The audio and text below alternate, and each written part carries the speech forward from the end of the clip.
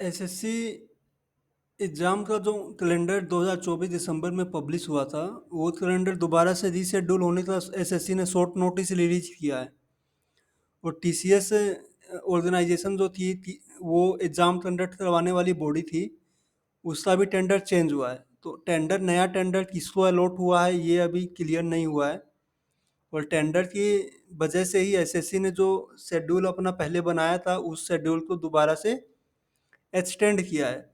और उस एक्सटेंड का सिर्फ शॉर्ट नोटिस रिलीज किया है कि ऐसा शेड्यूल जो है वो एक्सटेंड होगा। एक्सटेंड का जो फिक्स शेड्यूल है वो शेड्यूल एसएससी ने अभी रिलीज नहीं किया है। तो नॉर्मली सिंपल बात है ये कि जो शेड्यूल पहले था उसके अनुसार अब ये टाइम जो है एक्सटेंड होने वाला है। तो टाइम एक्सटेंड हो रहा है, तो इससे हमारे जो प्रिपरेशन में भी जो एसएससी का जो टाइम गैप है वो भी हमारा एक्सटेंड हो रहा है। तो जिससे हमारी प्रिपरेशंस और बेटर से बेस्ट हो जाएगी। तो इसी पॉइंट ऑफ व्यू से ये हमारा SSC CGL exam 2025 oriented English subject regarding idioms and phrases की ये सीरीज़ है। ये हमारा तीसरा वीडियो है। प्रीवियस 2 वीडियोस प्ले लिस्ट में अवेलेबल है और उनकी पीपीटी जो है वो भी टेलीग्राम चैनल के लिंक पे अवेलेबल है, आप वहाँ से डाउनलोड कर सकते हो। तो ये हमारा तीसरा वीडियो है। इसमें हम एसएससी सीएचएसएल टायर 2 और एमटीएस 2024 में जितने भी एडियम्स पूछे हुए हैं उनका एक फास्ट रिवीजन करेंगे और बेस्ट वे में करेंगे। और उससे रिलेटेड जो भी कंसर्न्स वर्ड है, जो भी रिलेटेड मीनिंग है, उनका around 360 degree point of view भी हम समझेंगे विद ए बेनिफिशियल वे से। आइए हम अपना ये वीडियो लेक्चर सीरीज स्टार्ट करते हैं।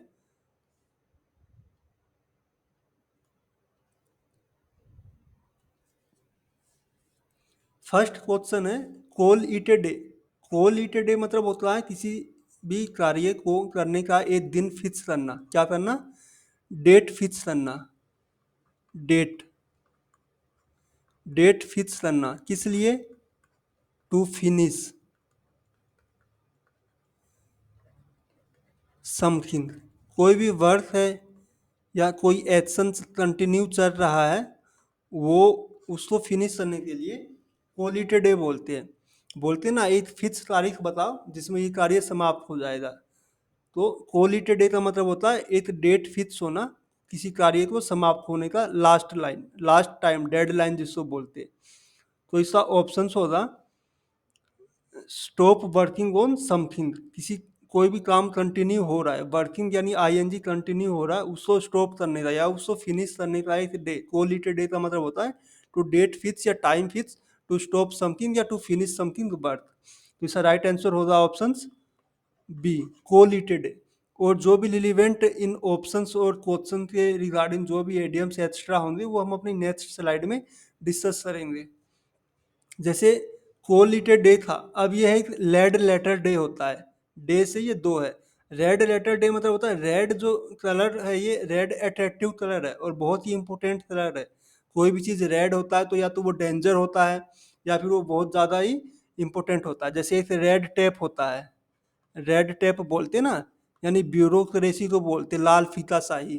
तो रेड लेटर डे का मतलब होता है वेरी इंपॉर्टेंट डे।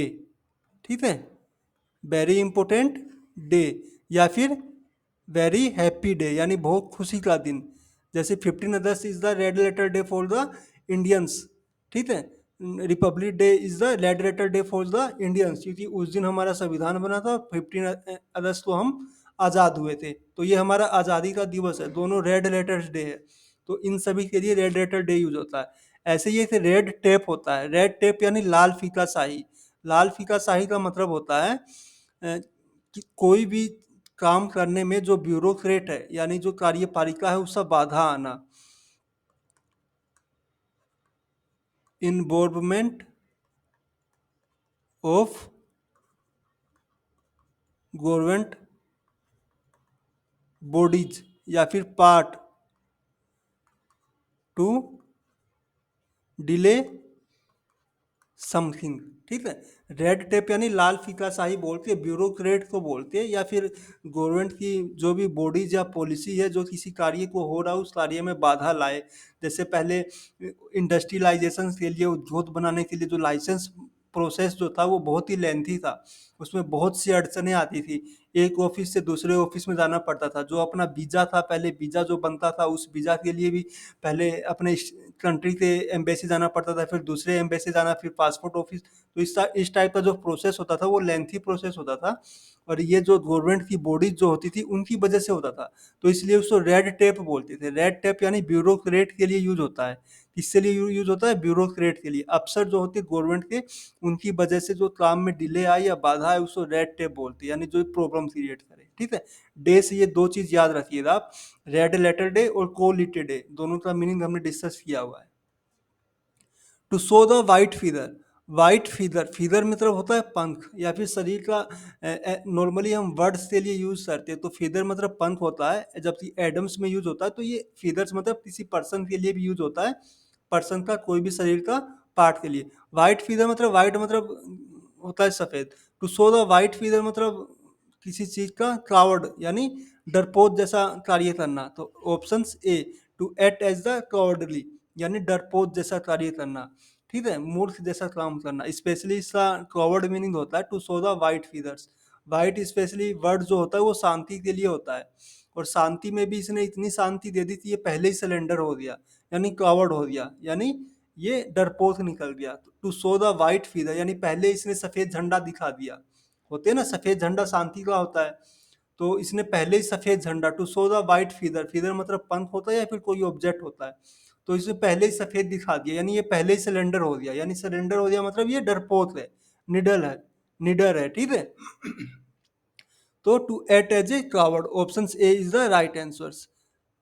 अब आता है turn tail. Turn tail, turn मतलब मोड़ना, टेल मतलब पूछ, यानी पीछे हट जाना। ठीक है, यानी टू रिट्रीट, इसका भी सेम मीनिंग है। टू रिट्रीट यानी किसी मुसीबत की सिचुएशन आई है उसमें ये पीछे मुड़ के भाग गया। ठीक है, पीठ दिखा दिया जिसको बोलते हैं। टर्न टेल मतलब टू रिट्रीट। चिकन आउट और लिली लिवर्ड, दोनों इडियम्स है, दोनों मैंने साथ साथ इसलिए लिया है क्योंकि आपका एक साथ में ज़्यादा इडियम्स का रिवीजन हो जाएगा और वो अच्छे से समझ में भी आता है।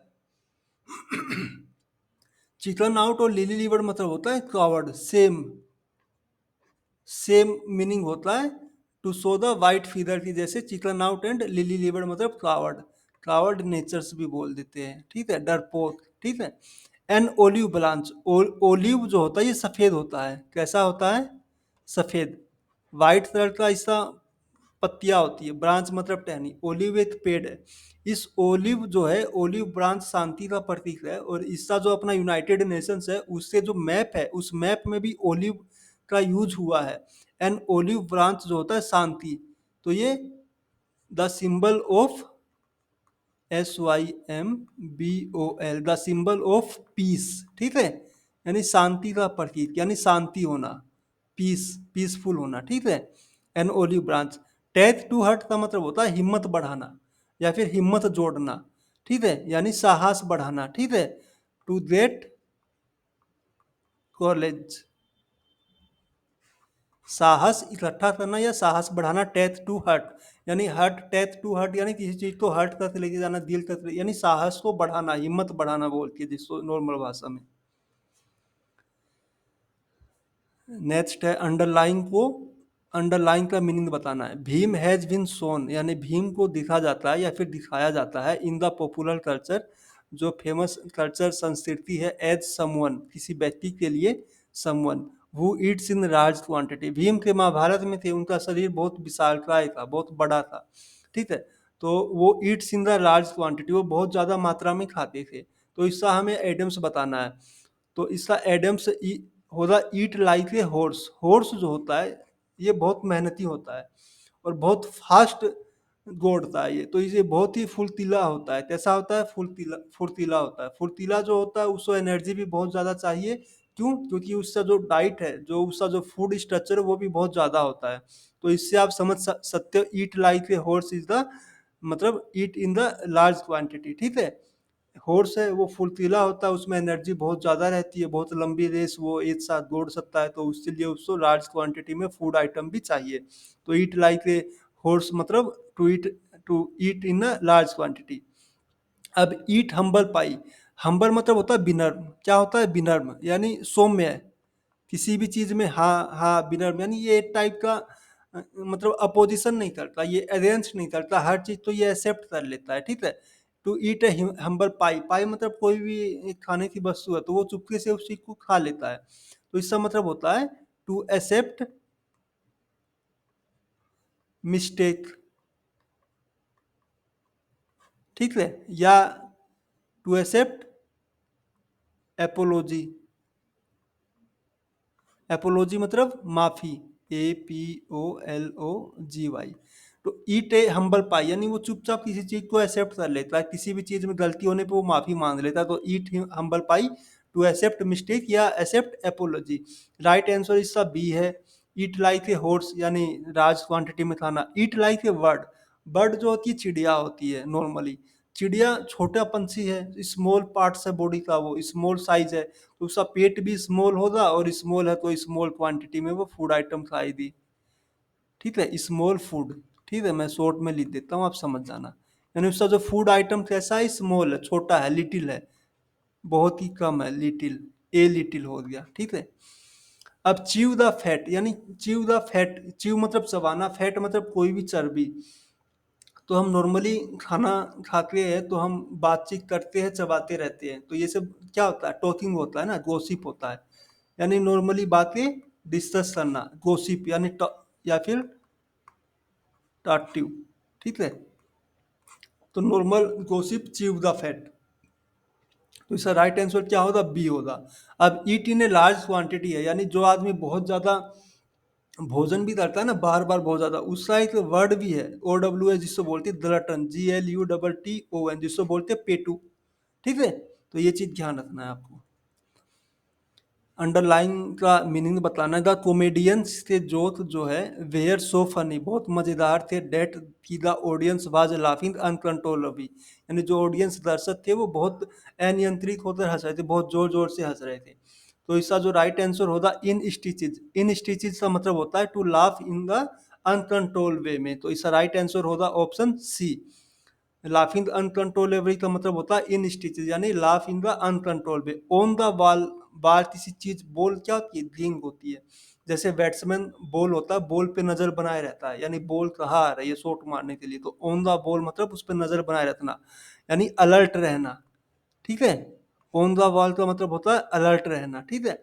एज इजी एज ए पाई, पाई एक टाइप का फूड आइटम है, वो छोटा बिस्किट टाइप का रहता है और बहुत ही सॉफ्ट रहता है, तो उसको आसानी से आदमी खा लेता है, एक बार खाने में ही वो पूरा पिघल जाता है और शरीर के अंदर चला जाता है, उसको चबाना ज्यादा हार्ड नहीं रहता, बहुत सॉफ्ट रहता है, तो एज इजी एज ए पाई यानी वेरी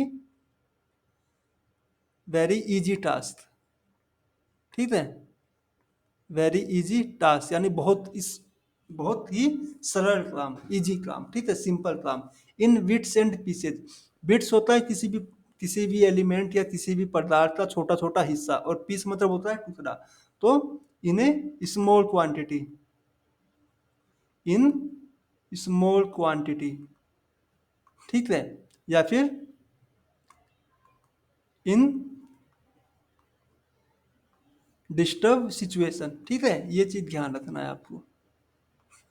तो इसका राइट आंसर क्या होगा, ऑप्शन सी। लाफिंग अनकंट्रोलेबली का दूसरा जो एडियम्स होता है वो क्या होता है, बेली लाफ, क्या होता है, बेली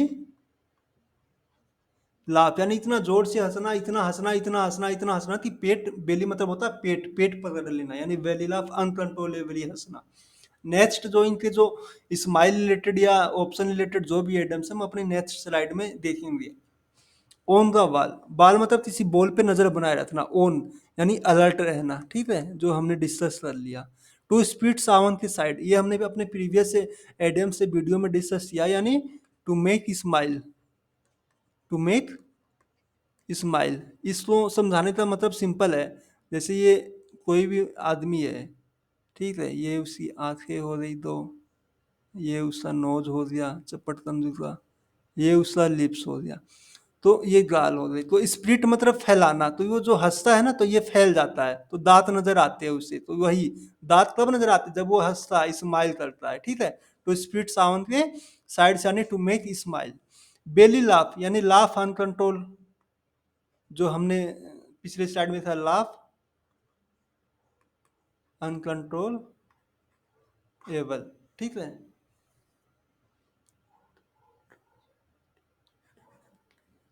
UNCONTRABLE अनकंट्रोलेबल, ठीक है, जिसका नियंत्रण ना हो।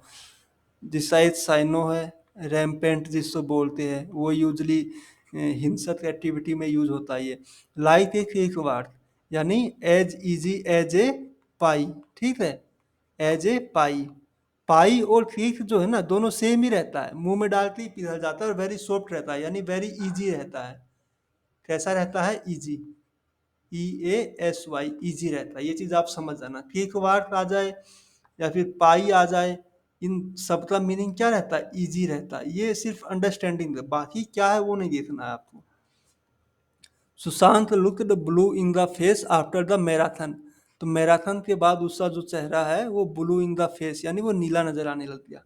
तो इसका ब्लू इन द फेस है ना, ब्लू से बहुत एडियम्स आते हैं, तो blue in the face specially जो बहुत इंपॉर्टेंट है, क्योंकि बच्चे को बहुत डाउट रहता है। ब्लू इन द फेस यानी उसका फेस जो है ब्लू इन द फेस है, यानी वेरी एग्जॉस्टेड, यानी टायर्ड है, वेरी क्या है? टायर्ड है, यानी वेरी बहुत ज्यादा थका हुआ है। यानी उसने मैराथन दौड़ी, मैराथन अराउंड 43.3 किलोमीटर की रनिंग होती है फुल मैराथन।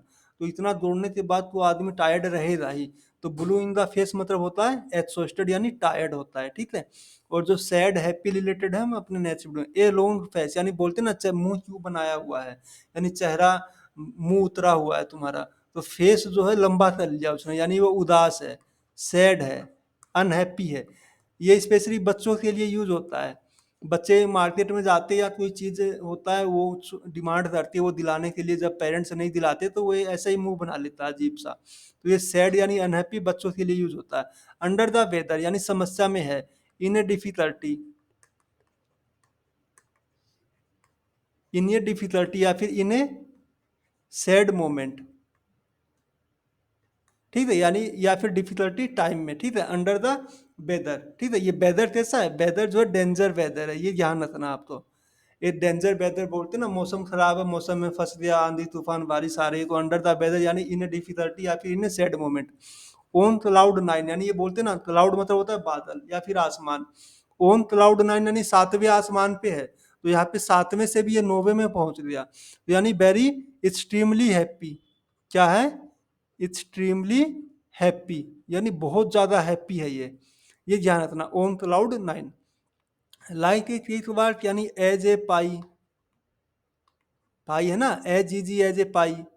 तो पाई और केक जहाँ पे यूज हो जाए तो वेरी इजी का सेंस आता है, ठीक है। ये चीज आपको ध्यान देना है, ठीक है। Like a bat out of hello. ये बैट जो है, बैट मतलब ये होमोनियस है। होमोनियस मतलब होता है, एक बैट होता है बल्ला, किसका? क्रिकेट का, ठीक है। एक बैट होता है चमगादड़, क्या है? ये पंछी है। हम होमोनियस भी करेंगे, दो चार वीडियो एडम समाप्त होने के बाद होमोनियस एक वीडियो में कंप्लीट हो जाएगा। होमोनियस में ज़्यादा इंपॉर्टेंट वर्ड नहीं है। तो जैसे एक चमगादड़, यहाँ पे आउट ऑफ हेल, हेल मतलब होता है नरक, ठीक है। तो नरक से बैट जो है, चमगादड़ जो है, वो आउट हो रहा है। कैसे? लाइक कैसे? यानी नर्क है वो तो नेगेटिव चीज है ना, वो डेंजर वाली चीज है। तो डेंजर चीजों से आदमी हमेशा भागता है, बचता है।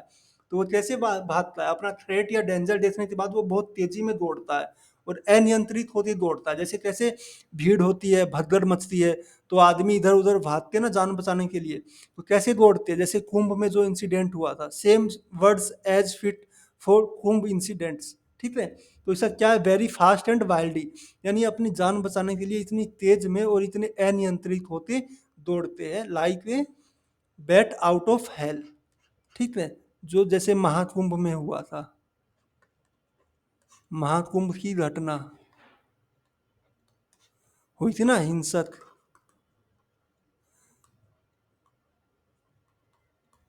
भगदड़ वाली। तो ये like a fast as a wild, very fast and wild, यानी like a bat out of hell, ठीक है। इन हॉट वाटर, वाटर हमेशा नॉर्मल होता है, इसने हॉट बता दिया, यानी गर्म पानी, यानी इन ट्रबल। क्या? ट्रबल या डिफिकल्टी आता है। ये सिंपल समझने वाली चीज है। एक बार समझ लिया तो ये हमेशा माइंड में रहता है। क्राई फॉर द मून, बच्चा है वो चांद मामा, बच्चे बोलते हैं ना चांद मामा चांद मामा, तो वो चांद मामा का डिमांड करने लग जाता है, तो वो तो आने से रहे, वो तो क्राई फॉर द मून यानी इम्पॉसिबल टास्क। क्या है? इम्पॉसिबल टास्क यानी समथिंग। ये हमने इसलिए लिए है ना, यहाँ पे देखो इम्पॉसिबल आया है, डिफिट आया है, इन ए बिड सिचुएशन, यानी जो ऑप्शन रिलेटेड अदर्स जो भी एडियम्स बनने वाले हैं वो सभी हमने इसमें मेंशन किया हुआ है। ऑन क्लाउड नाइन यानी एक्सट्रीमली हैप्पी, सेम। ठीक है, ये दोबारा से रिपीट हो गया, बढ़िया है, आप लोग को याद हो जाएगा बहुत अच्छे से। हम इसी वीडियो में सब याद कर लेंगे, एक से दो बार वीडियो देखिए, ये पूरे एडम्स याद हो जाएंगे। लाइक एक वर्ड जहाँ पे भी यूज हो जाता है वो पाई जैसा देता है, पाई, तो ये कैसा? Very easy. कैसा होता है? Very easy. ठीक है। अंडरलाइन वर्ड का मीनिंग बताना। आई हियर्ड मैनेजमेंट इज प्लानिंग, मैंने सुना मैनेजमेंट को इज प्लानिंग, वह प्लानिंग कर रहे थे टू ट्रांसफर मी, मुझे ट्रांसफर करने के लिए, to another department and demote, यानी मुझे डिमोशन भी देने के लिए, यानी मेरा रैंक घटाने के लिए। आई नीड टू कन्फर्म, मुझे ये चीज़ कन्फर्म करने की जरूरत है। इफ़, यदि है तो, this is true by the hearing, यदि ये सच है तो, is directly from the person involved and from my manager, जो पर्सन्स उस मीटिंग में, यानी मैनेजमेंट जो है, मैनेजमेंट की मीटिंग में या मैनेजमेंट में जो पर्सन्स है उनसे, या फिर मुझे अपने मैनेजर से ही ये चीज़ पूरा सत्य है या नहीं है इसको क्लियर करना है। तो इसका राइट आंसर जो होगा directly from the person involve, इसका जो मीनिंग होता है स्ट्रेट फ्रॉम द हॉर्स से माउथ। जैसे हमने कोई चीज़ सुनते हैं, हम किसी चीज़ या मैटर के बारे में जानते हैं, किसी थर्ड पर्सन से जानते हैं, तो वो बातें घूम कर बोलते हैं ना, सट्टे मारना, इधर उधर से बातें सुन लेना, तो वो होती है। एक हम उस चीज़ से जानते जो हमें डायरेक्ट उस इंसिडेंट से रिलेटेड है, तो उसको बोलते हैं स्ट्रेट फ्रॉम द हॉर्स से माउथ, यानी हॉर्स से माउथ के सामने से, यानी हम किसी व्यक्ति के सामने में, जो इंसिडेंट से संबंधित व्यक्ति है उससे सामने में है, और उससे सामने में ही हम डायरेक्ट पर्सन हम है, और वो उसकी सारी बातें सुन रहे हैं। तो तो इसलिए आता है स्ट्रेट फ्रॉम द हॉर्स से माउथ, यानी सीधे, बीच में कोई व्यक्ति नहीं है। तो स्ट्रेट फ्रॉम द हॉर्स से mouth, option A is the right answer. ठीक है। On pins and needles, pin क्या होते हैं? पिन सबको पता है, चुभने वाली चीज होती है, पिंस। नीडल होती है स्मॉल, पिंस। नीडल का ही स्मॉल पार्ट क्या होता है? पिंस होता है। तो पिंस और नीडल मतलब सुई होती है, तो ये कैसी चीज है? In A travel, in A travel यानी डिफिकल्टी वाली सिचुएशन है। कैसी सिचुएशन है? डिफिकल्टी वाली सिचुएशन है, पेनफुल सिचुएशन बोलते हैं, पेनफुल सिचुएशन बोलते हैं। तो ये चीज़ सिर्फ वर्ड्स का मीनिंग पता चलने से हम समझ जाते हैं। इन द सेवंथ हेवन, वो नाइन्थ था, ये दो इंपॉर्टेंट है, नाइन हेवन और सेवंथ हेवन, यानी एक्सट्रीमली हैप्पी, ये सातवें आसमान पे है, वो उससे भी हैप्पी था, वो नौवें आसमान पे था, तो एक्सट्रीमली हैप्पी, दोनों सेम मीनिंग है। बियरिंग ए ग्रूज, बियर मतलब होता है सहन करना, और बियरिंग नाउन है, ये आईएनजी लग गया, नाउन जेरेंट जिसको बोलते हैं, यानी किसी चीज को अपने अंदर, मन में, माइंड में बैठाए रखना। और ग्रूज का जो मीनिंग होता है वो होता है डिसलाइक। क्या होता है? डिसलाइक। हिंदी में क्या बोलती है जिसको? अनिच्छा या फिर घृणा, यानी हम उसको पसंद नहीं करते, यानी किसी चीज या किसी व्यक्ति के प्रति डिसलाइक या अनिच्छा की भावना मन में बैठाए रखना। ठीक है। To strong antipathy. ठीक है। डिसलाइक का एक मीनिंग होता है एंटीपैथी, एक होता है सिंपैथी। सिंपैथी मतलब सहानुभूति रखना, यानी उससे फेवर में अपनी भावनाएं होना, और एंटी मतलब होता है अपोजिट, यानी उससे फेवर में ना हो कि उससे अपोजिट में अपनी भावनाएं होना, यानी बैड फीलिंग होना किसी के प्रति। और ग्रूज का मतलब होता है डिसलाइक यानी अनिच्छा। अंडरलाइन वर्ड का मीनिंग बताना है। Most women are facing the same problem, बहुत सी औरतें वही सेम यानी वही प्रॉब्लम फेस करती है। When it come to the job satisfaction, जब जॉब या जो संतुष्टि की बात आती है, because of the pay parity in the institution, यानी इंस्टीट्यूशन यानी कोई भी संस्था है जो वोमेन को जॉब दे रही है, और पे पैरिटी यानी वेतन की समानता की बात पे। तो इसका जो फेसिंग द सेम प्रॉब्लम, इस अंडरलाइन का मीनिंग बताना, यानी सेम प्रॉब्लम, यानी इन द सेम बोट, यानी आप जिस बोट में हो उसी बोट में मैं हूँ। तो जैसा बोट में, बोट कहाँ है? नदी या समुद्र में चलती है, तो जो भी नदी या समुद्र में जो भी डेंजर सिचुएशन है, तूफान है, जो भी जिस टाइप का जो माहौल है, वो आप भी फील कर रहे हो, मैं भी फील कर रहा हूँ।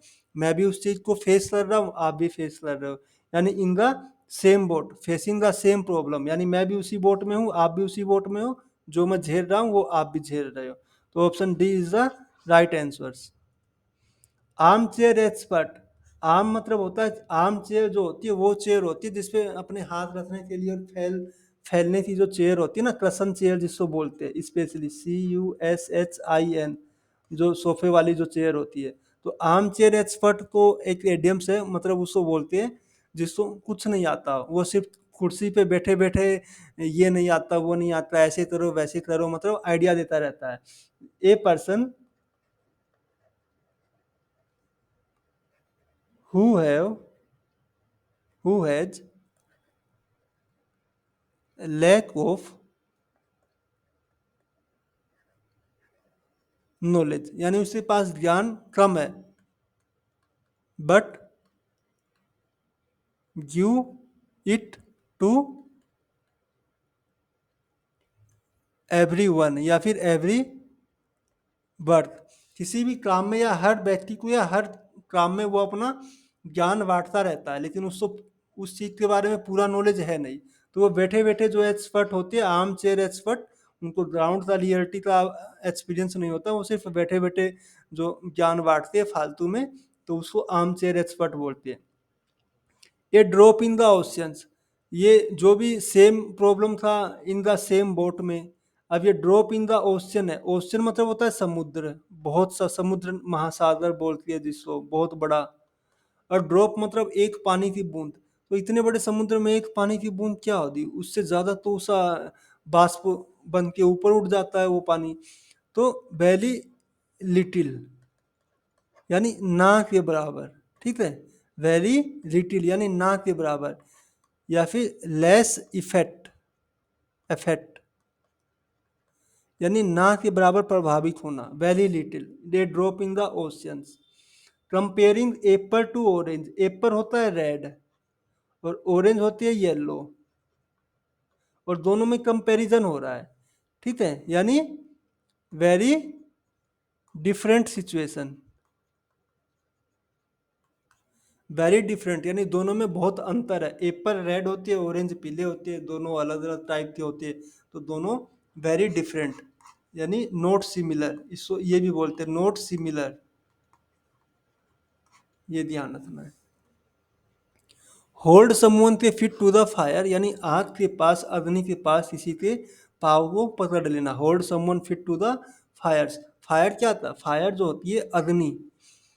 हमारे जो अभी भी जो शादी ब्याह होते तो 7 फेरे होते, तो वो अग्नि को साथ से मान कर लिया जाता है ना।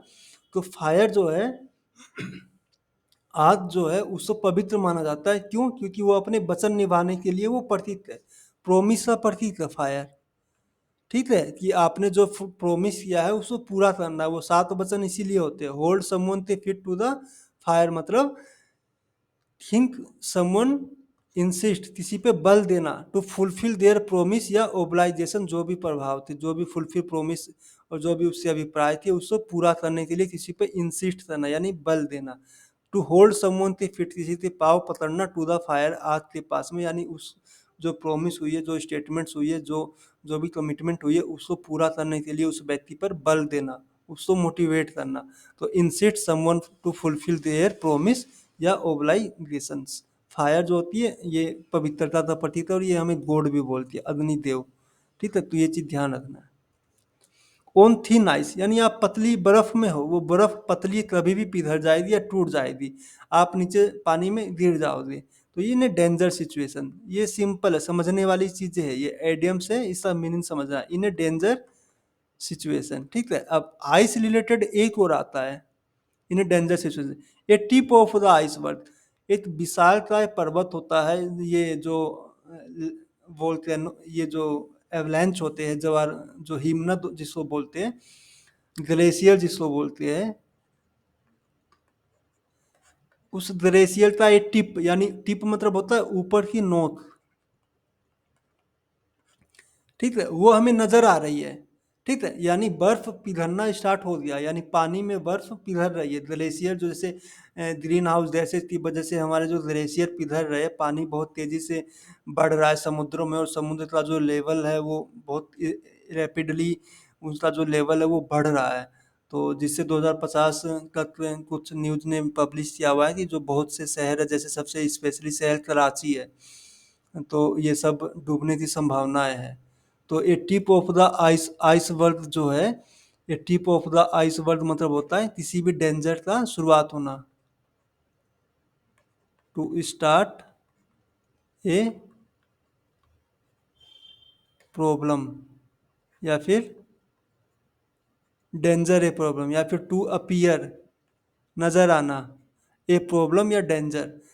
ठीक है, किसी भी समस्या या किसी भी प्रॉब्लम या समस्या का नजर आना, या फिर उसका स्टार्ट होना धीरे धीरे। तो ये टिप ऑफ द आइसबर्ग, ये एज ए वार्निंग का आइडियम से, यानी ये वार्निंग दे रहा है, ठीक ठीक है, थ्रेट्स दे रहा है ये। तो इस टाइप का वर्ड है ये, tip of iceberg on thin ice, यानी इन डेंजर सिचुएशंस। ये टिप ऑफ आइसबर्ग यानी वार्निंग थ्रेट वाला डेंजर से। To keep on a promise, same. To keep on a promise मतलब जो हमने यहाँ पे पिछली स्लाइड में पढ़ा है, होल्ड समवन से fit to the fire, fit या फिर फुट, ठीक है, टू द फायर। तो ये टू की पावन थी प्रोमिस सेम, अपना प्रोमिस मेंटेन रखना, यानी अपने कमिटमेंट को पूरा करना। टू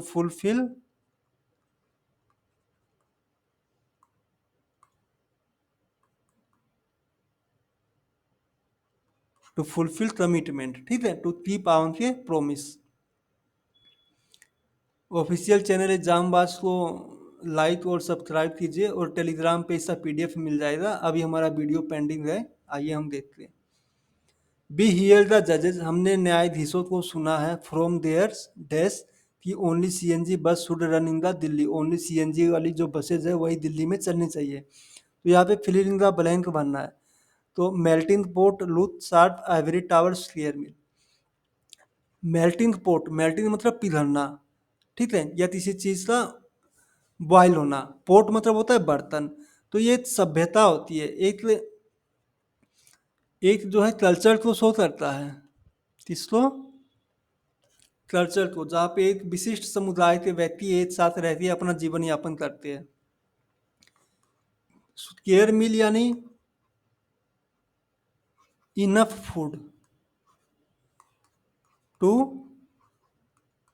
लिवलीहुड, जीवन यापन के लिए जो अच्छा भोजन है, पर्याप्त भोजन होना, उस केयर में बोलते हैं। लुक शार्प यानी डाउट में होना, ठीक है, किसी पे नजर डालना, किसी पे डाउट रखना, संदेह रखना, मतलब डाउट बोलते हैं उसको। आइवरी टावर मतलब होता है आइवरी, और टावर मतलब बहुत ऊंचा टावर होता है, ठीक है, यानी ऐसी सोच जो इम्पॉसिबल हो, जिसको पूरा ही ना किया जा सकता हो, ठीक है, यानी अनरियलिस्टिक। क्या बोलते हैं? अनरियलिस्टिक, ठीक है, या फिर अनफिएसिबल, अनरियलिस्टिक, या फिर अनफिएसिबल, ठीक है। एवरी टावर यानी ऐसी बात बोल दी उन्होंने जो वास्तविकता में होने वाली ही नहीं है, अव्यवहारिक है वो। सीएनजी बस दिल्ली में चलनी चाहिए, सीएनजी बस, दिल्ली का पॉपुलेशन इतना ज़्यादा है कि वो सीएनजी बस उसको एफर्ड ही नहीं कर पाएगा, और इतना इनके पास ट्रांसपोर्ट का इंफ्रास्ट्रक्चर भी नहीं है, जो जज ने ये बात बोल दी, यानी ये होने वाली पॉसिबल ही नहीं है। तो इसका मतलब है ये आइवरी टावर है। तो इसका राइट आंसर क्या होगा? Option B. एवरी टावर मतलब होता है अनरियलिस्टिक,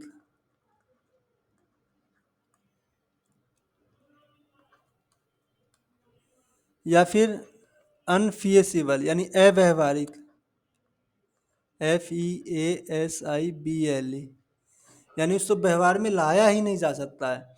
ये वाइट एलिफेंट, वाइट एलिफेंट भी ऐसा ही होता है, एलिफेंट ब्लैक होता है, और वाइट एलिफेंट यानी वेरी एक्सपेंसिव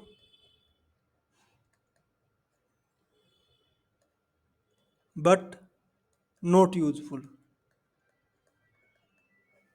यानी कोई भी सामान है या फिर कोई भी पॉलिसीज है गवर्नमेंट की, वो बहुत ही महंगी है, बट वो यूजफुल है ही नहीं। बट नॉट यूजफुल यानी वाइट एलिफेंट, ओनली पैसा खर्च करने का है बेफालतू में, लेकिन उसका कोई भी उपयोग नहीं है। स्क्वेयर मील यानी इनफ मील,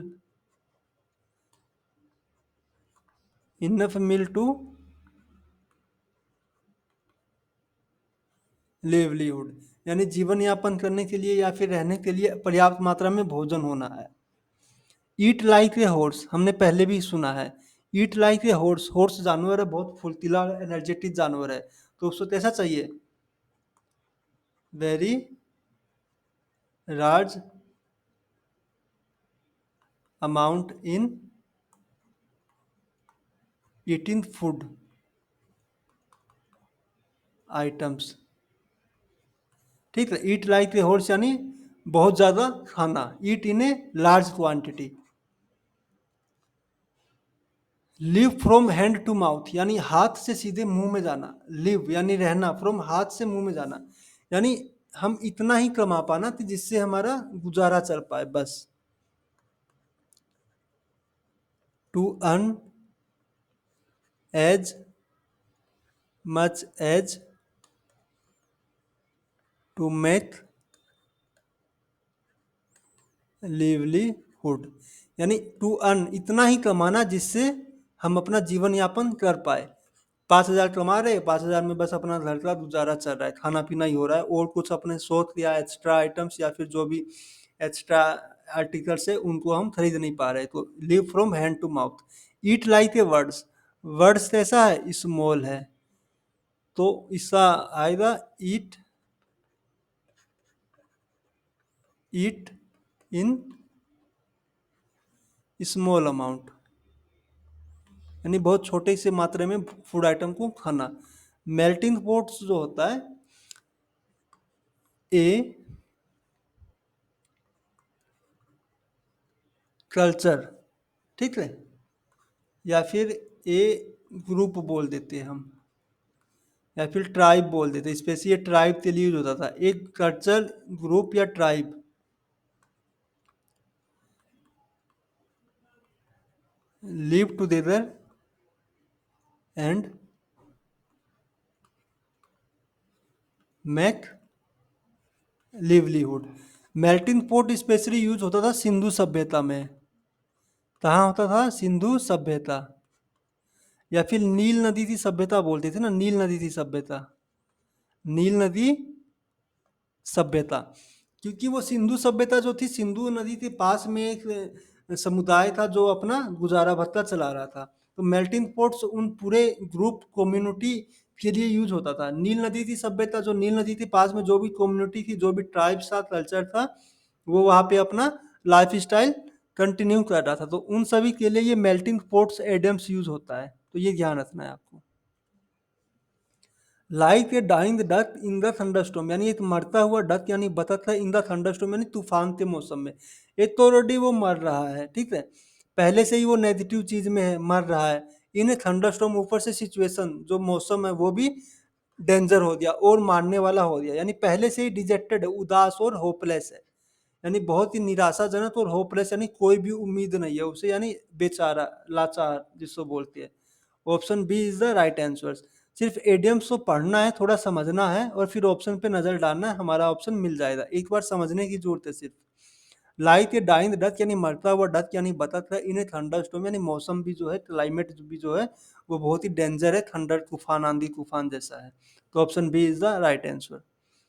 ए वाइल्ड गूस चेस, यहाँ पे क्या था ऑप्शन में? ए डक था, बतख से संबंधित था, तो हमें इससे संबंधित जो भी एडियम्स है हम इस स्लाइड में ले आए। ए वाइल्ड गूज यानी जंगली बतख, इसको भी बोलते हैं, ठीक है।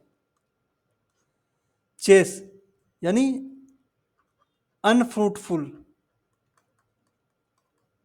अनफ्रूटफुल अटेम्प्ट, कोई ऐसा कार्य करना जिसमें कोई भी परिणाम ना आए, यानी सकारात्मक परिणाम ना आए, यानी बेफालतू का, यूजलेस, ठीक है। कोई बोलता, जैसे एक एडियम्स फेमस है कि मैं अपनी सांसें बचा रहा हूँ, तो सांस कैसे बचा सकता है? सांस बच ही नहीं सकती, बच सकता, वो तो ऑटोमेटिक ब्रीथिंग है, वो ऑटोमेटिक होता रहता है। इसका भी एक एडियम्स है, till two words with one stones, यानी एक पत्थर में दो चिड़िया मारना, यानी एक साथ to get to benefit from one action, एक कार्य करने से दो चीजों का लाभ होना, तो till two words with one stones, इसका राइट, इसका मीनिंग है।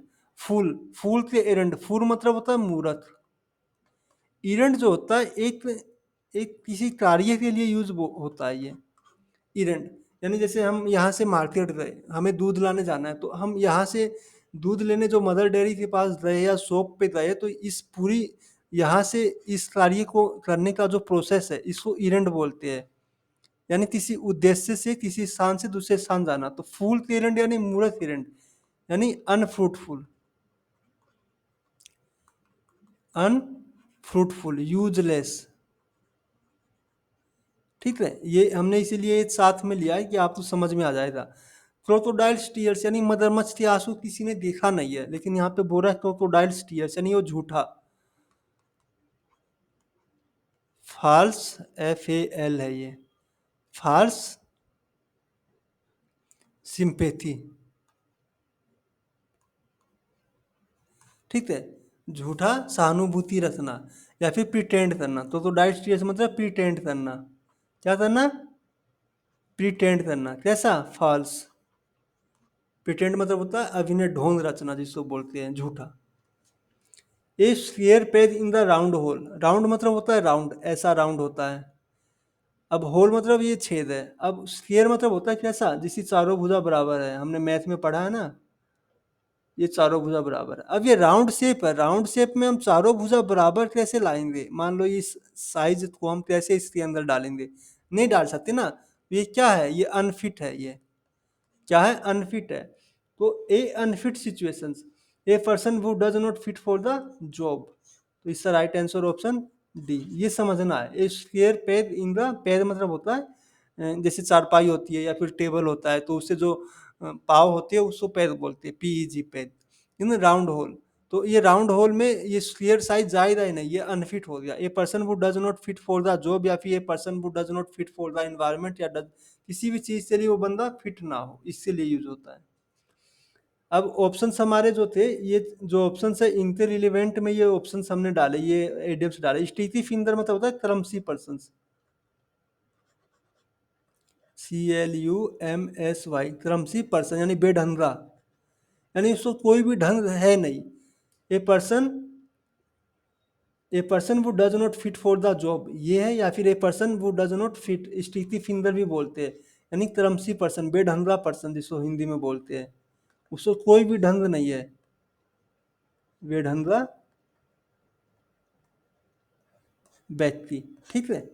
In red, in the red होता है, इन द रेड, ये ध्यान रखना। इन द रेड मतलब होता है इन ए डेप्ट सिचुएशन,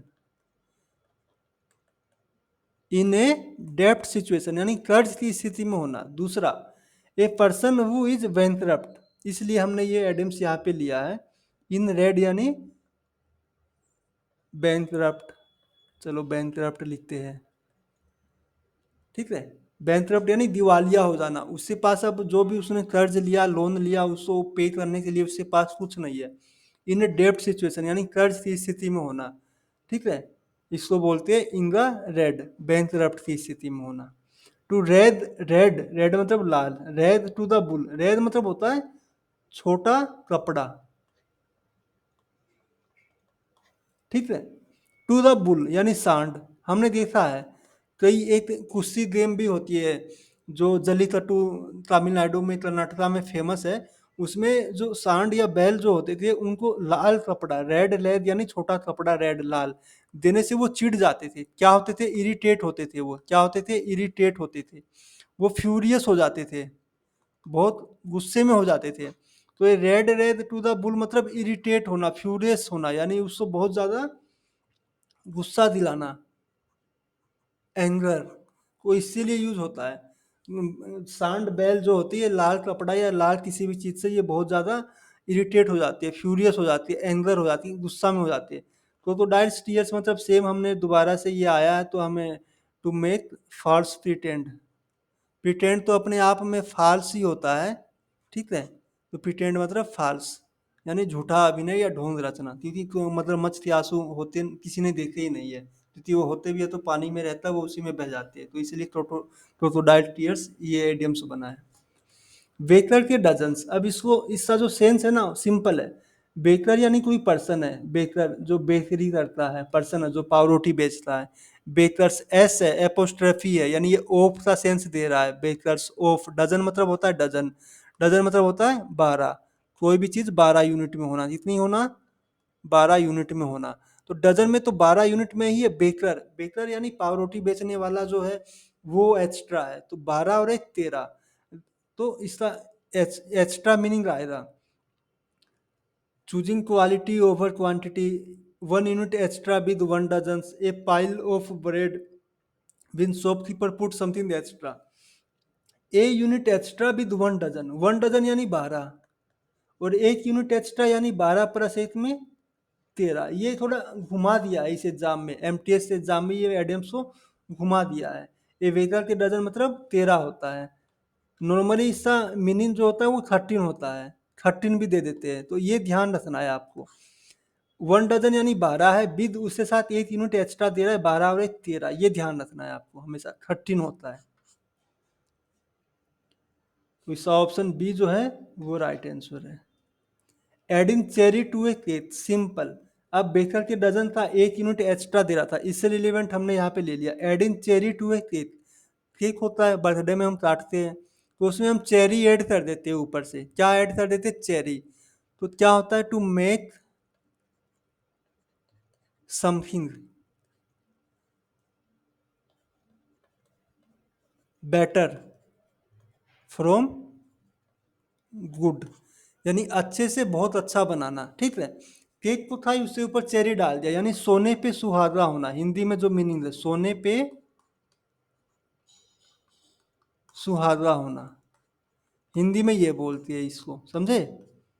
तो चेरी केक को था, स्वीट था, वो बहुत अच्छा था, उससे ऊपर एडिंग चेरी भी डाल दिया केक के ऊपर, यानी और भी ज्यादा अच्छा हो गया। Make something better from good, यानी गुड ये पॉजिटिव डिग्री है, फर्स्ट डिग्री है, और बेटर उसका सेकंड डिग्री है, तो यानी गुड से बेटर और एडवांस हो गया।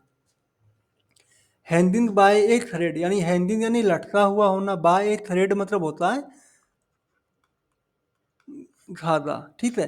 तो एक सिंपल से धागा कैसा होता है, नॉर्मल होता है, वो मजबूत नहीं होता, उससे लटका हुआ है, यानी कैसा, डेंजर सिचुएशन में है वो, ठीक है, यानी डरती स्थिति में है। टू बी पीडियस तलोज टू फेलिंग डाइंग या resulting in a bad outcome, crude and लेकिन sophistication to do something very risky to avoid danger या ट्रबल्स। यहाँ पे देखो, डेंजर और ट्रबल का मेंशन है, लेकिन टू अवॉइड बचने के लिए दे रहा है, बचने के लिए, यानी डेंजर और ट्रबल से वो बच जाएगा, यानी सेफ हो जाएगा। इसका मीनिंग तो यही है ना, सेफ हो जाएगा। तो सेफ का सिचुएशन अपना ऑप्शन, अपना क्वेश्चन दे नहीं रहा है, ये तो डेंजर का सिचुएशन दे रहा है। तो option A is the right answer, क्योंकि वो पीरियसली यानी डेंजर रूप में, खतरनाक रूप से वो लटका हुआ है, और उसको फेल यानी असफल होना, गिरना या मरने का डर है। डाइंग या resulting in a bad outcome, यानी कोई भी अपसंद यानी बुरा परिणाम आ सकता है। तो ये option A is the right answer, ये ध्यान रखिए। डोंट प्ले विद फायर, हम बोलते हैं ना आग से मत खेलो जल जाओगे, तो यानी टू गिव वार्निंग,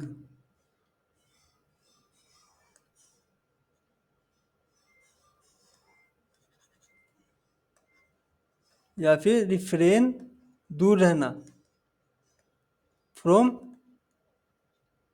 डेंजर या प्रॉब्लम या ट्रबल।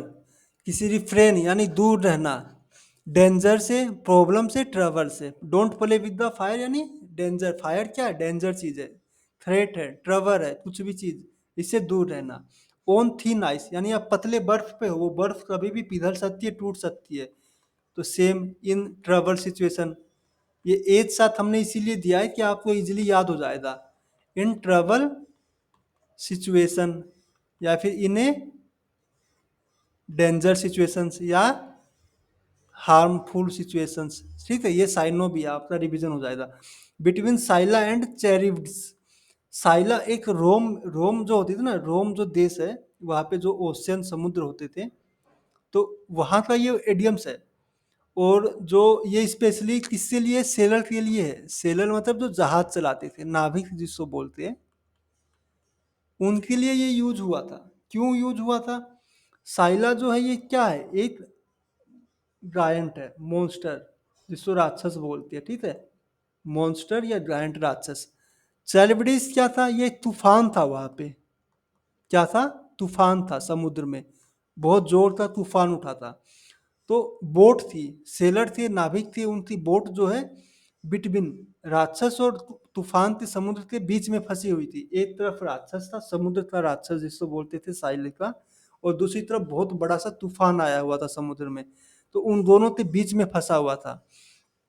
तो इसका मतलब क्या है, दोनों तरफ से मुसीबत होना। क्या होना? दोनों तरफ से मुसीबत होना, मुसीबत होना, ये मतलब है, समझे? सिंपल। बिटवीन साइला क्या था, राक्षस था, चैरबडीज क्या था, समुद्री तूफान था ये। और सेलर नाविक, समुद्र में जहाज के लिए रोम का ये एडियम्स है, दोनों तरफ से मुश्किल में होना, यानी दोनों तरफ की सिचुएशन जो है डेंजर सिचुएशंस होना। अंडरलाइन वर्ड का मीनिंग बताना है। वी ओफन यानी हमेशा, अक्सर, go camping, but I have never been to that particular part of town या कंट्री बिफोर। हम हमेशा कैंपिंग पे जाते हैं, बट हमने जो पर्टिकुलर पार्ट ऑफ टाउन या कंट्री का जो है उस पे कभी हमने किया नहीं अभी तक। तो जो पर्टिकुलर पार्ट ऑफ टाउन या कंट्री जो है ना, इस अंडरलाइन का हमें मीडियस बताना है। तो पर्टिकुलर किसी विशेष या अपने पार्ट, हिस्सा ऑफ टाउन, शहर या कंट्री का जो हिस्सा होता है, यानी नियरबुड बोलते हैं उसको। राउंड फिगर में क्या बोलते हैं? NEIGHNEIVHOOD,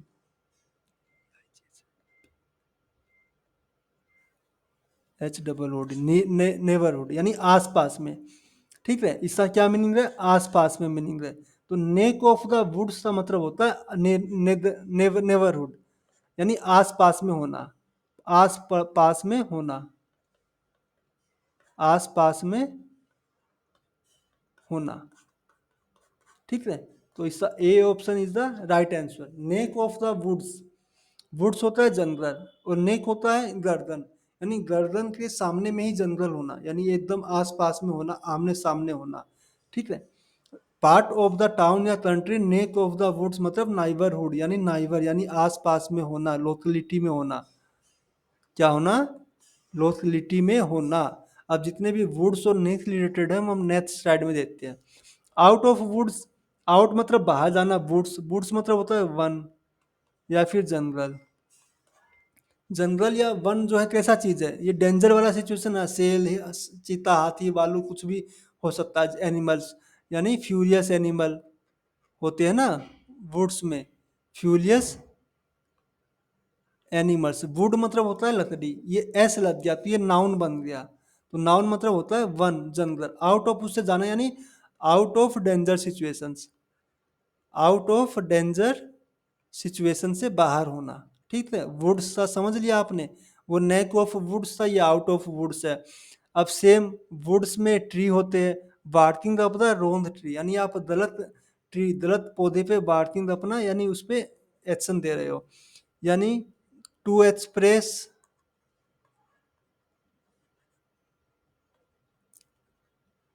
एंगर, गुस्सा, या एनर्जी अपॉन रोंग पर्सन, किसी दूसरे व्यक्ति पे या गलत व्यक्ति पे अपना गुस्सा या एनर्जी को एक्सप्रेस करना, प्रकट करना। ठीक है, जैसे मान लो कोई भी चीज़ है, किसी ने तोड़ा, किसी और ने, हम बिना सोचे समझे, बिना उसके बारे में फुल नॉलेज हुए हम किसी दूसरे व्यक्ति के ऊपर डांट रहे, उसको धमका रहे हैं, तो ये barking of the wrong tree होता है।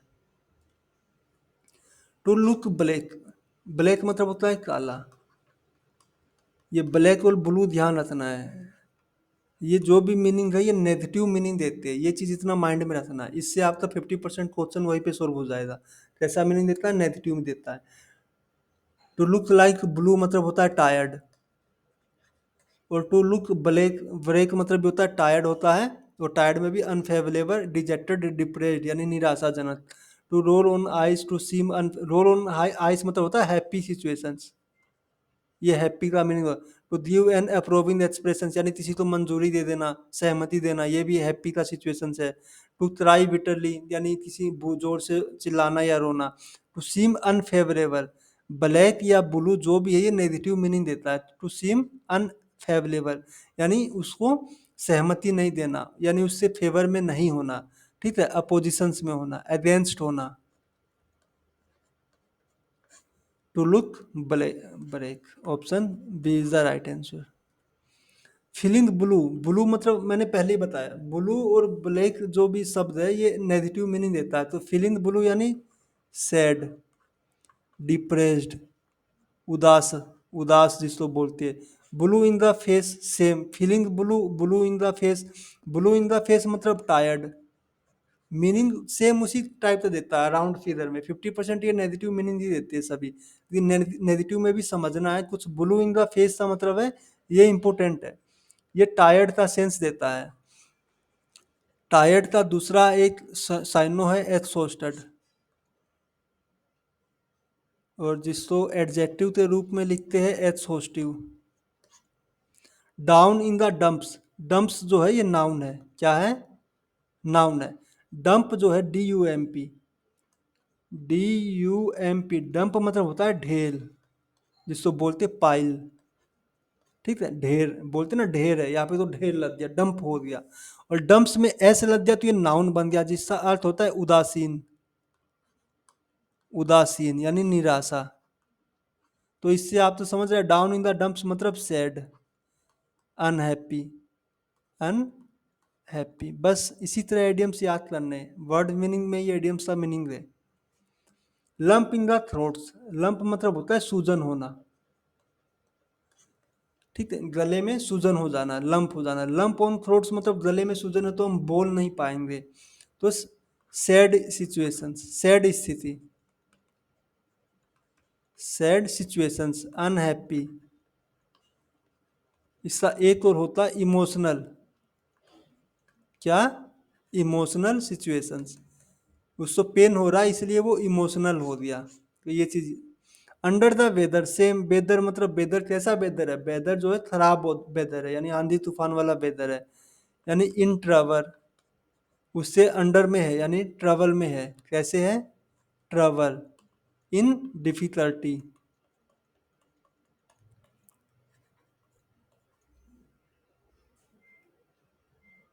यानी हेल्पलेस, हेल्पलेस सिचुएशन में है, helpless situations. In black and white, it is very important.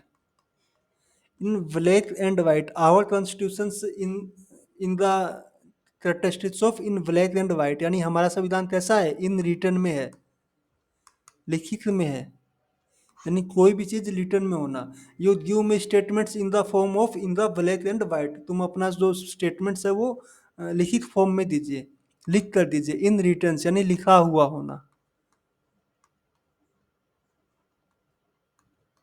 ये एसएससी का बहुत इंपॉर्टेंट फ्रेजर है, in black and white.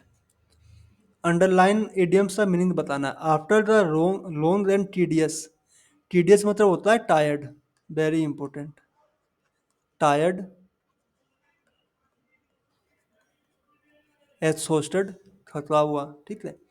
Tedious project, after the long and tedious projects, लंबा और बहुत ही उबाऊ जो भी प्रोजेक्ट था सारा, फेल्ट महसूस कर रही है, like she was at the limit of her patience.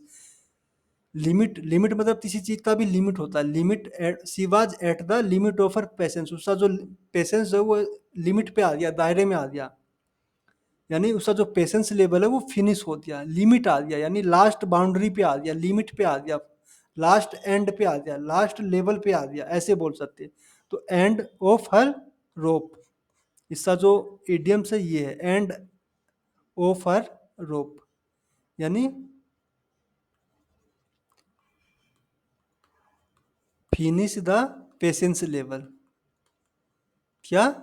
Finish the patience level end of her rope, यानी उसकी जो रोप यानी रस्सी जो थी वो एंड हो गई, यानी उसका जो पेशेंस था वो क्या हो गया?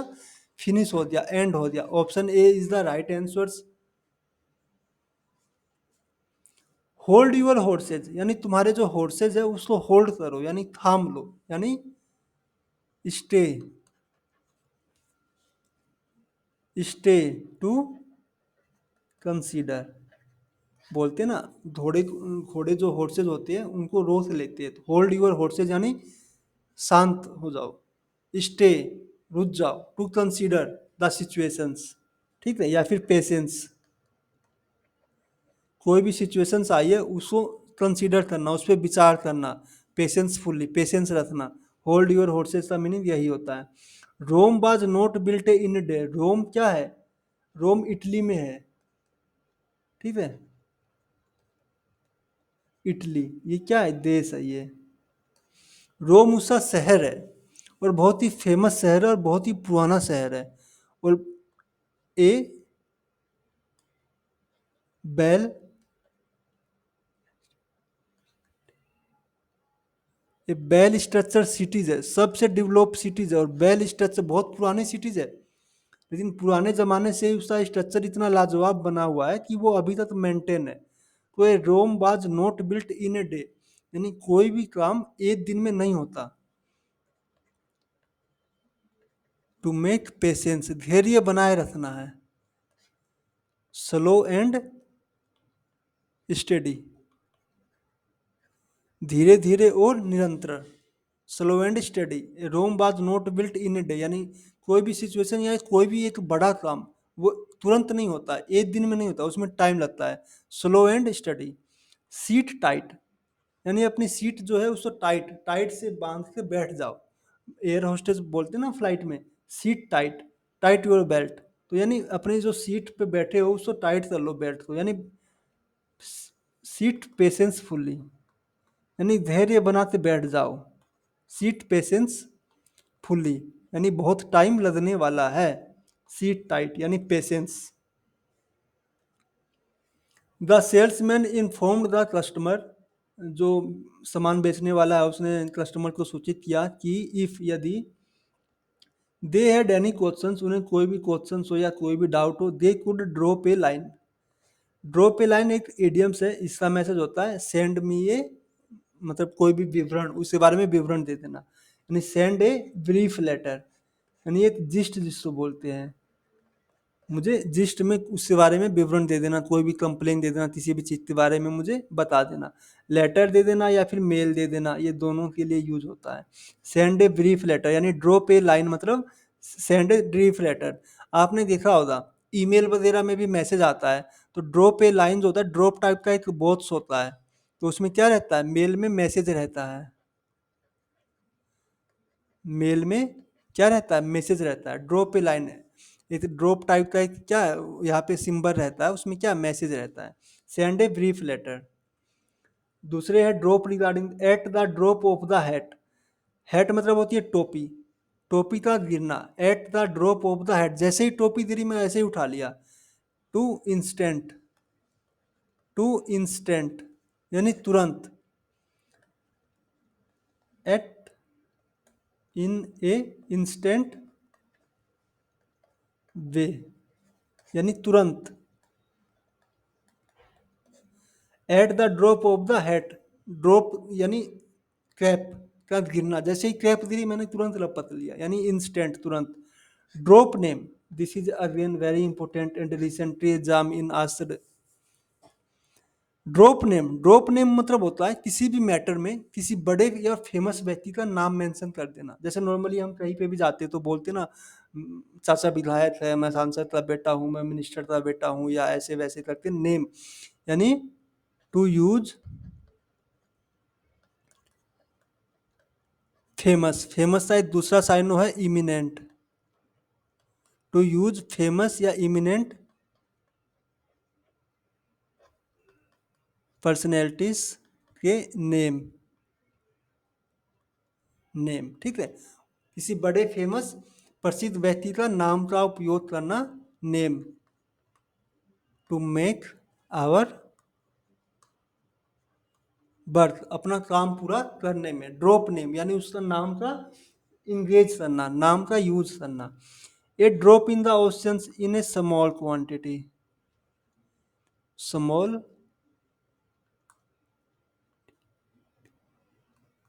TITY क्वांटिटी या फिर अमाउंट।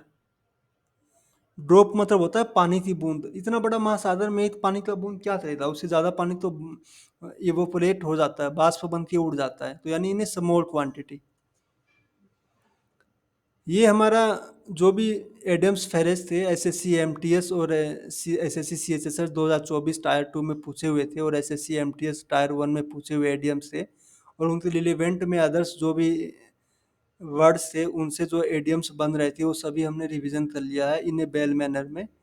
तो इसका PDF जो है हमारे टेलीग्राम लिंक पे अवेलेबल है, आप वहाँ से डाउनलोड कर सकते हो। टेलीग्राम लिंक पे नहीं जुड़े हो तो आप जुड़ सकते हो। एग्जाम बास ऑफिशियल यूट्यूब स्टडी चैनल है इंग्लिश प्लस जीके के लिए। ये स्पेशली SSC और NTPC रेलवे एग्जाम ओरिएंटेड है।